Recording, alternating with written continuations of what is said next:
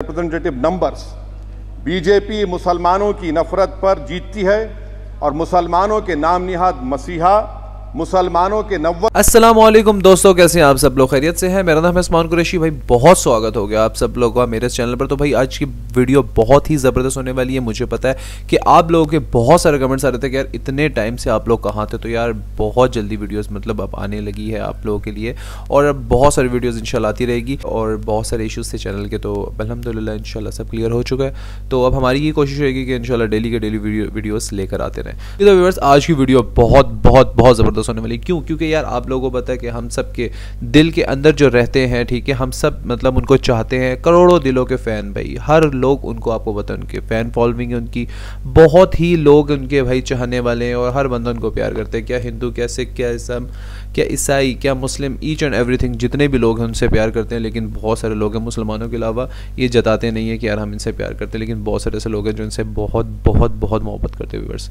क्योंकि देखें, असदुद्दीन साहब की बहुत सारी ऐसी बातें हैं जो हर बंदा उनकी इज़्ज़त करता है, रिस्पेक्ट करता है। क्योंकि ना ही वो सिर्फ मुसलमानों के बल्कि हर बंदे के एक हक़ पे बोलते हैं, ठीक है।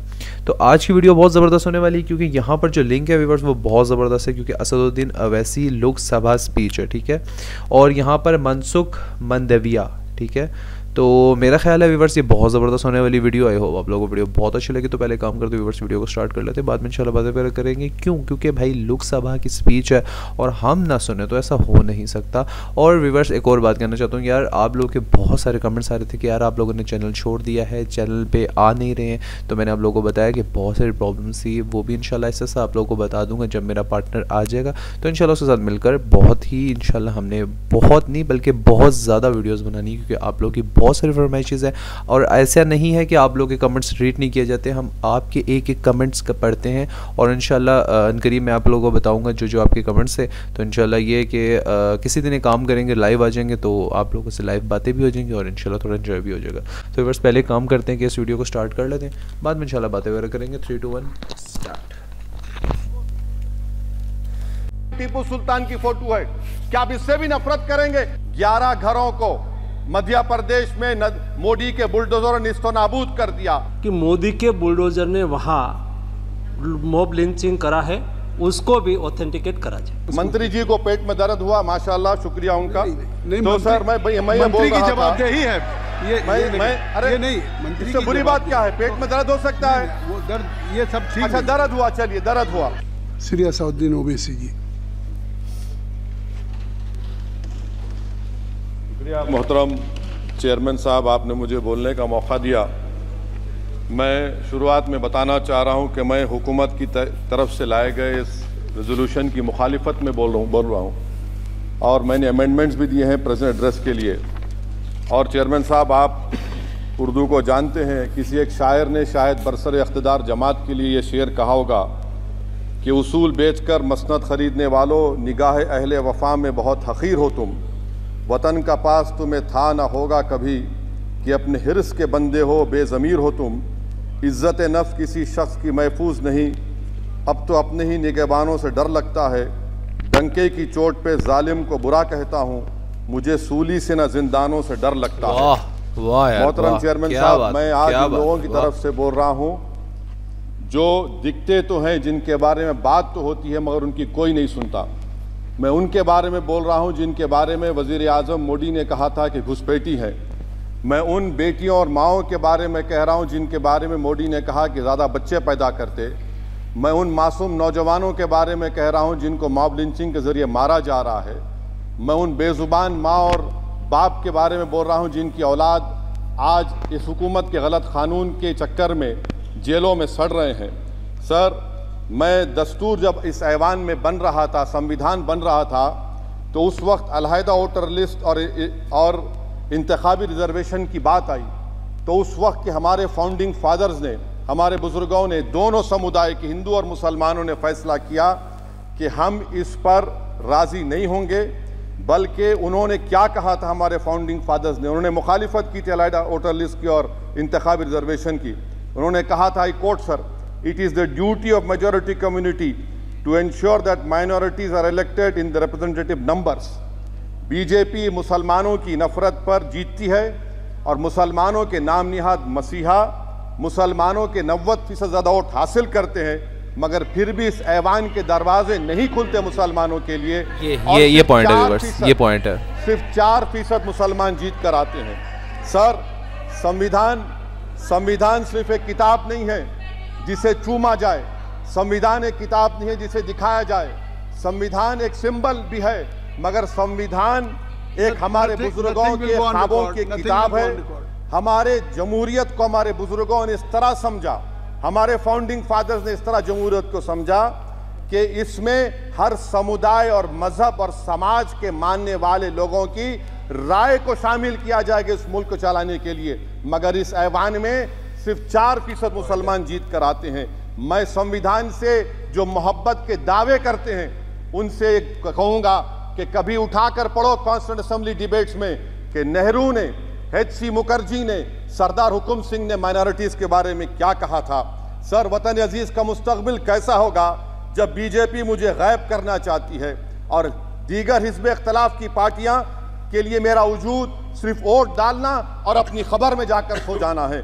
इसीलिए आप देखते हैं कि समाजी इंसाफ है सर कि 4% मुसलमान जीत कर आते हैं। सर, इस ऐवान में ओबीसी समाज के एमपी अब अपर कास्ट के एमपी के बराबर हो चुके हैं।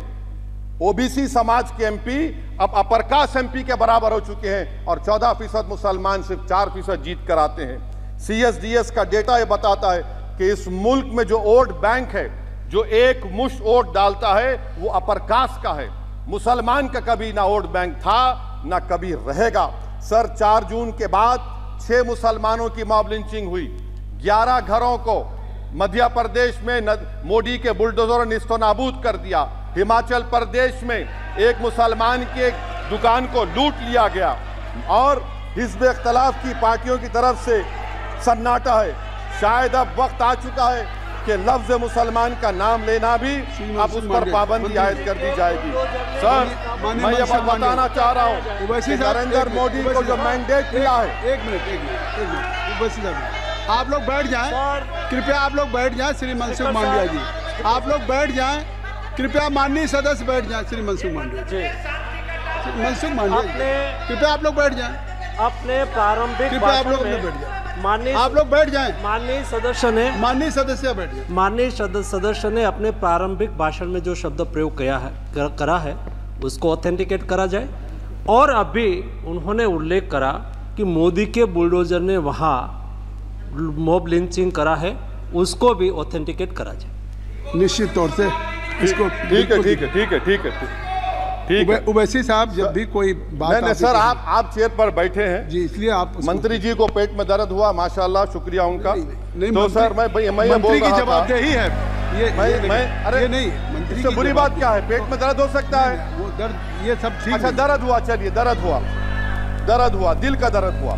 तो सर, जो नरेंद्र मोदी को मैंडेट मिला है वो सिर्फ और सिर्फ मुसलमानों की नफरत पर हिंदुत्व की वजह से मिला है। I would like to say it is not Modi's in dog but every single person voted him despite his anti Muslim voice. And I would like to tell the position parties, this is not a moral victory for you, this is a victory of majoritarianism. Everyone should contemplate and do introspection. Why is it that the OBCs and the upper caste are getting their due representation? Why are the Muslims not getting? Are we here only to vote for you and not to get elected? If that is the case, please tell us that we are only here to vote for you. Sir, आज भारत के आधे नौजवान बेरोजगार हैं और रोजगार की तालिश, बेरोजगारी का आलम यह है सर कि मोदी सरकार के 5 साल में 75 लाख एस्पिरेंट्स की जिंदगी बर्बाद हो गई, 6 पेपर लीक हुआ। बेरोजगारी का आलम यह है सर कि रशिया जा रहे हैं, वहां जाकर अपनी जानों को दे रहे हैं। बेरोजगारी का आलम यह है कि नरेंद्र मोदी रोजगार का कैंप चलाती है नौजवानों के लिए कि तुम इजराइल में जाकर काम करो, उनको कैनन फॉडर बना रही है ताकि फलस्तीनियों की जायदादों को हड़प कर सके। ये भी कंक्लूड कर। अरे सर, मेरा टाइम है सर, आप रोज ये टाइम ले लिए मेरा। सर, मैं 2 मिनट दीजिए। ये विश्वगुरु की पॉलिसी है। इजराइल को 27 टन हथियार जा रहा है। 9 मिलियन भारत के लोग गल्फ में काम करते हैं, क्या असर पड़ेगा? 47,000 इजरायली फलस्तीनी मार चुके हैं। क्या है हमारी पॉलिसी सर? क्यों हथियार दे रहे हैं? सर नस्ल कशी हो रही है। सदर जमहूरिया के खुतबे में राष्ट्रपति के सर मैं उसी पे बोल रहा हूँ सर, उसमें लिखा हुआ है फॉरेन पॉलिसी के ऊपर, आप पैराग्राफ नंबर 25 देख लीजिए। सदर जमहूरिया में सैचुरेशन अप्रोच है। क्यों नहीं मोदी सरकार माइनॉरिटीज को ग्रीन स्कॉलरशिप को डिमांड करती है सर, उसको आपने बजट कम कर दिया। सर बनारस का बुनकर 18 महीने से मंडी का शिकार है, सूरत और बेंगलुरु जा रहा है। सर आखिरी बात कंक्लूड कर रहा हूं, आखिरी बात सर, पनून केस में निखिल गुप्ता, मोदी ने कहा था कि हम घर में घुसकर मारा, तो निखिल गुप्ता को किसने ऑर्डर दिया था पनून को मारने का? अगर नहीं दिया तो उसको बचाइए, और अगर दिया नहीं तो फिर उस पर पीएमएलए क्यों नहीं लगाकर? सर समाप्त करो। कमेटी बनाई आपने, उसका क्या हुआ? सर हम एससीओ को नहीं जा रहे। सर मैं आपको बता रहा हूं कि मैं अपनी इस तकरीर को टीपू सुल्तान की नजर, सुनिए सर, हो गया खत्म कर रहा हूं सर। मैं अपनी तकरीर को टीपू सुल्तान की नजर कर रहा हूं। ये टीपू सुल्तान की फोटो है, क्या आप इससे भी नफरत करेंगे? सर ये संविधान में टीपू सुल्तान की फोटो है, जिस पर वल्लभ भाई पटेल ने साइन किया, श्यामा प्रसाद मुखर्जी ने साइन किया। ये आपकी नफरत है सर। आखिर में मैं अपनी बात को खत्म कर रहा हूं इस शेर पर कि क्या दिन दिखा रही है सियासत की धूप छाओ, जो कल सपूत थे वो कपूतों में आ गए, थे इस कदर अजीम के पैरों में ताज थे, इतने हुए जलील के जूतों में आ गए। बहुत बहुत शुक्रिया सर। अगर ये वीडियो यार व्यूअर्स, मैं कहता हूँ व्यूअर्स कमाल वीडियो। क्यों? क्योंकि भाई असदुद्दीन साहब के साथ लड़ना झगड़ना या उनके आगे और एक डिबेट करना, ये अपने पाँव पे कुल्हाड़ी नहीं बल्कि कुल्हाड़ी पे पाँव मारने के बराबर। सबसे बड़ी बात वो व्यूअर्स देखी जा रही है कि यार जो हिंदुत्व के साथ हो रहा है, मतलब हिंदुत्व के अलावा किसी को भी अपॉर्चुनिटीज़ नहीं दी जा रही, माइनॉरिटीज़ नहीं दी जा रही। मतलब आप ये देखें कि 8 से 10 घर 11 घरों के ऊपर बिल्डोजर चला दिए गए, ठीक है। फिर एक मुसलमान की दुकान लूट ली कि चलिए यार एक आपस की बात है, मुस्लिम हिंदू ये अलग कर लें, लेकिन मैं एक बात कहना चाहता हूँ यार इंसानियत तो है। मतलब आप ये देखें कि आप अपने वोट बैंक की बात करते हैं, ठीक है, आप माइनॉरिटीज़ की बात करते हैं, ठीक है, आप हिंदुत्व की बात करते हैं, आप इंसानियत की बात क्यों नहीं करते हैं? देखें वो भी तो इंसान है ना। फिर देखें वोट बैंक जब आपको होता है तो आपके 100 में से 40-60% जो वोट है आप मुसलमानों के वोट भी तोड़ लेते हैं, ठीक है, वोट भी उनसे ले रहे हैं, नफरत भी उनसे कर रहे हैं, तकलीफ भी आपको उन्हीं से है। तो यही बात लेकर असदुद्दीन साहब आए हैं, और असदुद्दीन साहब की जितनी भी बातें होती हैं वो गलत नहीं होती, ठीक है। अगर गलत साबित कर सकते हो तो करो ना। जैसे डॉक्टर जाकिर नाइक की जो बातें थी, अब उनको गलत साबित नहीं कर सके तो इंडिया से इनको निकाल दिया। और यही तरीका है असदुद्दीन साहब के ऊपर एक वायलेंस लगाना, एक गलत बातें बताना कि यार ये गलत है, इसको यहाँ से निकालो, घुसपैठिया है। देखिए सबसे बड़ी बात घुसपैठिया बहुत ही गलत बात है। घुसपैठिया का मतलब है यार घर के अंदर घुसना। देखें अब घुसपैठिया की बात करें तो पाकिस्तान के अंदर भी बहुत सारे हिंदू, अब लोग कहते हैं यार हिंदू नहीं है भाई, ये डॉक्टर जाकिर नाइक साहब इंडिया में आए, पाकिस्तान में आए हैं जो इंडिया से ताल्लुक़ रखते हैं, ठीक है। आप उनके डिबेट देखें, उनके सवाल जवाब देखें, इतने हिंदू पाकिस्तान में निकल रहे हैं कि आपकी शायद सोच होगी, क्योंकि यहाँ पर हिंदू, ईसाई, सिख, ईच एंड एवरीथिंग सब मिल के रह रहे हैं और किसी को कोई प्रॉब्लम नहीं है। तो मेरा ख्याल है इंडिया में भी प्रॉब्लम नहीं होनी चाहिए, लेकिन यार जब मोदी सरकार आती है तो हर किसी को इंसान को प्रॉब्लम और परेशानी स्टार्ट हो जाती है, ठीक है। यार मुस्लिम तो एक अलग है ना, मतलब मोदी सरकार के चाहने वाले भी मोदी से परेशान है, लेकिन कोई कह नहीं सकता है, बीजेपी के सामने कोई कर नहीं पाता है, ठीक है। मुझे सबसे बड़ी बात दुख इस बात पे होता है कि यार जब आपके जो मेरी बल्कि ख्वाहिश थी कि राहुल जी बने, लेकिन जब वो नहीं बन सके तो मुझे तो फिर अब इंडिया की सियासत में कोई भी एक मैं कहता हूँ इंटरेस्ट इस वजह से नहीं है, क्योंकि सबको पता है भाई मोदी ने ही आना है। वो किस वजह से आना है, वो बैलेट पेपर जो है वो भी मोदी ने लगवाने हैं, ठीक है, ठप्पे जिसको हम लोग बोलते हैं, ठीक है, आई डोंट नो आप लोग की लैंग्वेज में क्या है, लेकिन ठप्पे जो बोलते हैं वो ठप्पे भी मोदी के लगवाने हैं, इलेक्शन भी मोदी का करवाने हैं। अगर आप बायोमेट्रिक जो तरीका है उसके ज़रिए भी अगर करवाना चाहते हैं वो भी ऑटोमेटिकली साइन जो है वो मोदी की तरफ जाएगा। तो भाई अगर मोदी को ही रखना है तो सबको भी निकाल बाहर करो, आप अपने मोदी को पूछो और मोदी को ही बना लो। मुझे तो ऐसा लगता है कि आने वाले वक्तों में जो मूर्ति है वो भी मोदी जी की बनेगी, उन्हीं को पूछना स्टार्ट हो जाएंगे। फिर देखा जाए तो सबसे बड़ी बात मोदी जी के साथ जो एक खिताब दिया गया है, ठीक है, गुजरात का, शायद वो भी आप लोग अंडर एस्टिमेट करते हैं। यार देखिए यही बात है ना कि जब इंसान सच बोलता है ना तो उसकी सच को कोई सुनना नहीं चाहता है। इसी तरह असदुद्दीन साहब लगे हुए हैं अपने सच को बोलने के लिए, अपने सच को टटोलने के लिए, लेकिन बात वही है कोई भी उनके सच को आगे नहीं लेके जाना चाहता। तो व्यूअर्स आई होप आप लोगों को वीडियो अच्छी लगी, वीडियो पसंद लाइक कर शेयर करो, कुछ कर सकते हैं कमेंट सेक्शन में बिल्कुल खाली मिलते हैं। नेक्स्ट वीडियो में, तब तक